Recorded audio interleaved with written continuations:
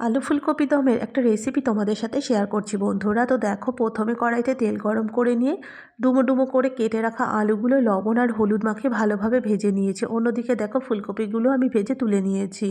এবার একটা paste ready করব। তার জন্য কিছুটা পরিমাণে নিয়ে নিয়েছি পোস্ত, আদা, কাঁচা লঙ্কা আর টমেটো, সেটা একটা পেস্ট তৈরি করে নিয়েছি। এবার ওই যে ভেজে রাখা আলু আর ফুলকপির যে তেলটা ছিল, সেই তেলের মধ্যেই একটুখানি দিয়ে দিচ্ছি হলুদ গুঁড়ো আর একটু শুকনো লঙ্কার গুঁড়ো দিয়ে যে পেস্টটা তৈরি করলাম, সেই পেস্টটা দিয়ে নেব ভালোভাবে।